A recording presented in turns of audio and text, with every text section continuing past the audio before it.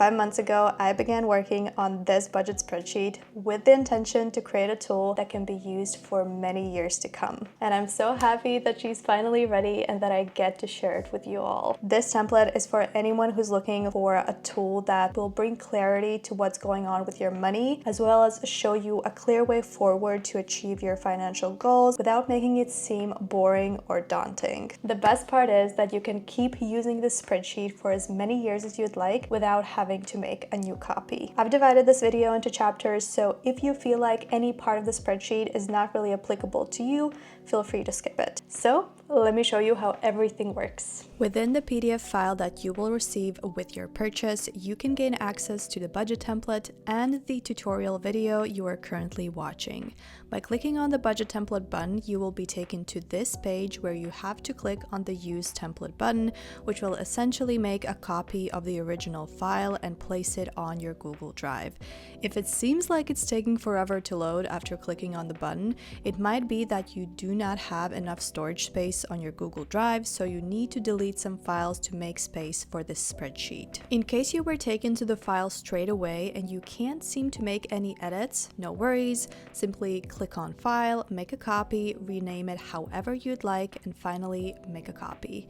And this way the file will be saved on your Google Drive and you'll be able to edit it. This first tab is our setup page. So over here you can select the currency for the entire template, but in case you do not see the currency you use in this drop down, you can simply insert it inside the cell. Then we have this tick box, which will be ticked by default, and it automatically highlights all editable cells.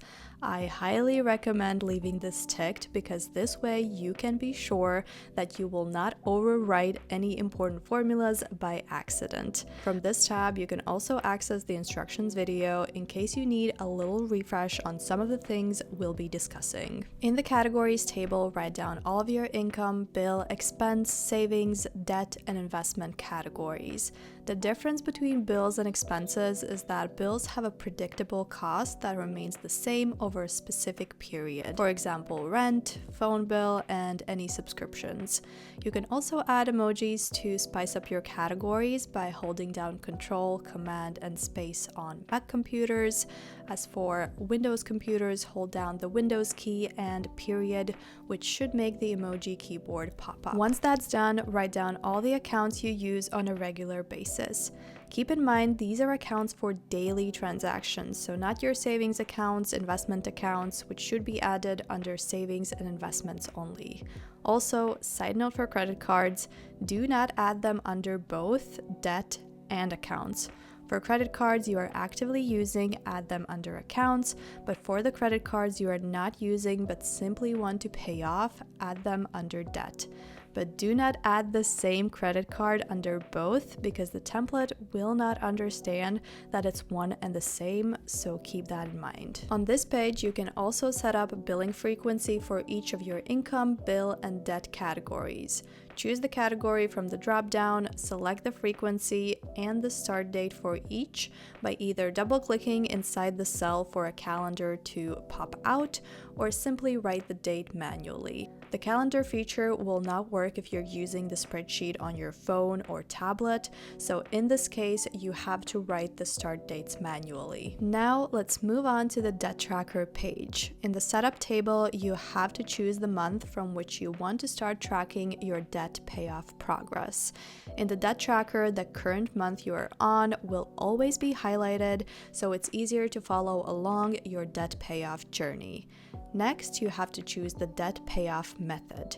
The snowball method focuses on paying off debts from smallest to largest, but the avalanche method prioritizes paying off debts with the largest interest rate. In the setup table, you can also write down the amount for extra funds that you can allocate towards debt payoff on a monthly basis.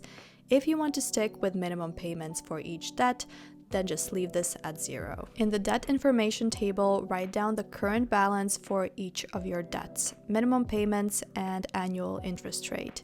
In case you have a debt that has no minimum payments and or no interest rate, just write 0. In each of these little tables, you will find some pretty useful information. For example, in the summary table, you will find the total current balance for all of your debts, which has already subtracted this month's minimum payments and added the monthly interest. Then we have the total monthly minimum payments, and the debt tracker will also automatically calculate how much of the principal you have paid off and how much has been allocated to paying off interest. Then you can see how much in total has been paid off, how much is left to pay, and the average monthly interest rate. In case you're wondering why the left to pay amount is bigger than your current balance, that is because the left to pay amount already includes all of your future interest payments, which the current balance doesn't.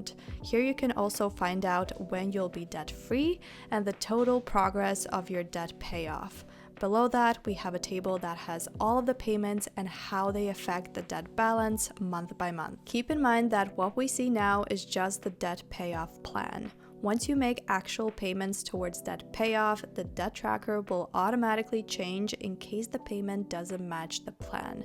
So if you pay a little bit more or less than planned, the amount is going to be reflected in the debt tracker for that particular debt on that particular month, and the debt tracker will update its future estimates accordingly. To see which payoff method will make you debt-free faster, simply change it in the setup table. In my case, the avalanche method is actually better because I will be debt-free 2 months faster than if I were to follow the snowball method. Now let's switch over to the savings tracker. Here you will see the savings categories you wrote down on the setup page. At the top, we have some summary data, so total deposits, interest earnings, rate of return, which shows how much your savings grew based on your interest earnings, total value, and total goal progress. For each savings category, you can choose a goal date, goal amount, and write down how much you have already saved up towards this category. If nothing yet, then simply write 0. By clicking on the chart, you can find out the total value of your savings account and how much you have still left to save to reach your goal amount.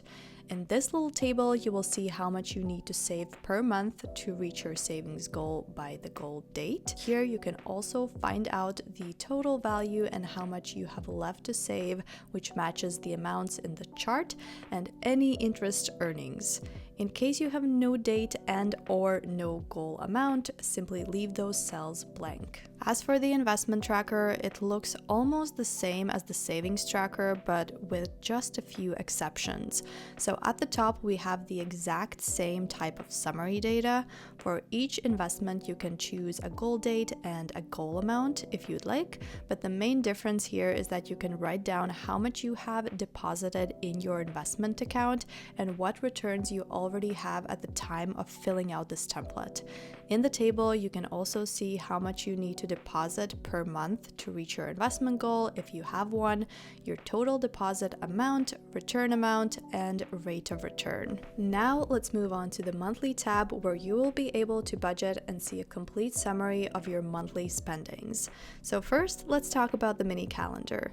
The highlighted dates match the due dates that automatically appear next to your income, bills, and debt categories that you set up on the Start Here tab. The orange dates are for bills, the pink are for income, and the purple are for debt. In case you have weekly, bi-weekly, or 4-weekly due dates, as I do for my paycheck, the due date will change throughout the month to show you the next future due date within the given time frame once the previous due date has passed. Just to give you an example so it makes more sense, in my case, the due date shows up as January 26th because I'm filming this tutorial video in May of 2026. So the template is giving me the last possible due date that falls within my set time frame, which is the entire month of January in 2026. Speaking about time frames, you can change when your month starts and when it ends. So if you want to match the beginning of your budgeting period with when you receive your first paycheck, feel free to do that. In the overview table, you can also choose on which day you want your calendar to start. No matter when you start the spreadsheet, add your current balance for each of your accounts on the January tab.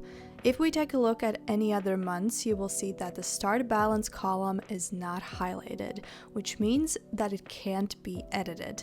The reason I've made it this way is very simple. When you eventually need to set up the spreadsheet for a new year, you will need to update the balance for each account only in one place, which is the January tab. So even if you're starting the template for the very first time in March or May or November, add the current balances of your accounts in the January tab and then go to the month you're currently in to set up your budget. If you have any unpaid balance left on your credit card at the time of starting the spreadsheet, write it with a minus sign. Your end balance for your credit cards will show up as negative, indicating the amount that you need to pay off at the end of the month. Once you have set up your account balances, the left to budget chart will update with the total amount you can budget with. Once you fill out the income table with your expected income for the month, the left to budget amount will grow. So your total budget is a sum of your current account balance and what you expect to make this month. Now is the time when you can set the budget for each of your categories. As you do that, you will notice how the chart changes to show you how much you have still left to budget. If you want to follow a zero-based budget, which means that you assign a task to every single one of your dollars, all you have to do is budget until left to budget shows up as 0. Now, all that's left to do is switch this chart to show you how much you have left to spend. Currently, the amount matches your account balance, but once you log any income or spending, the amount is going to change. There is one more chart we haven't yet talked about, which is the budget versus actual chart. Here you will see a visual representation of the difference between how much you budgeted for each category and how much you actually made or spent on it. Now it's time to move on to essentially the most important tab in the spreadsheet, which is the transactions page. On here, you need to log all your transactions, and I will show you exactly how to do it. So start with either picking the date from the calendar by double-clicking inside the cell or write it manually. Then write down the amount, choose the category, and what you spent on. Lastly, choose the account that was used for the transaction and add any notes if necessary. If you need to withdraw money from your savings or investment account, this is how you log it in this table.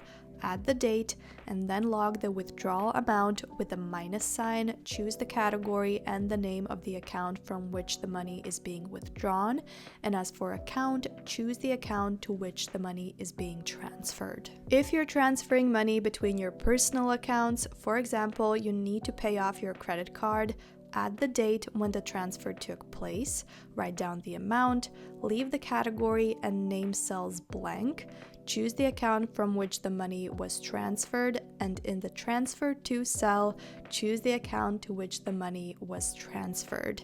If we take a look at the January tab, you will see that the end balance for the credit card shows up as 0 because it is now fully paid off. If you want to log a value change for your investments or savings, in other words, changes that are happening internally within your savings and investment accounts, this is how you do it. Let's say on January 6th, I noticed that my index funds have grown by $80. I choose the appropriate category and the name of the investment account, leaving the account cells blank because nothing actually is being transferred to my personal accounts. These are just changes taking place within my investment account that I would like to be reflected in my budget template. And if, for example, on the 7th of January, I get an automatic interest payment of $20.33 for my emergency fund, this is how I would log it. There might be the case that your investments have decreased in value, which is completely normal when you invest in index funds or stocks, and you need to log the value change with a minus sign. If we take a quick look at what has happened in the investment tracker after logging the value change, you can see that the returns have increased by 80.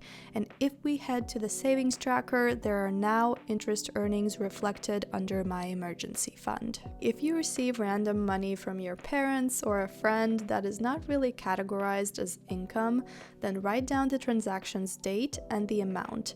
Leave the category, name, and account cells blank, but instead choose which account received this money in the transfer to cell. Lastly, if you receive a return for something like a piece of clothing that you returned, log the date when the return hits your bank account, the amount with a minus sign, choose the category and the name for that initial expense, and choose the account which received the return. When you have a ton of transactions, it's important that you can sort and filter them however you'd like. To sort your columns by date, click on this arrow, go to Sort Column, and choose to either sort in an ascending or descending order.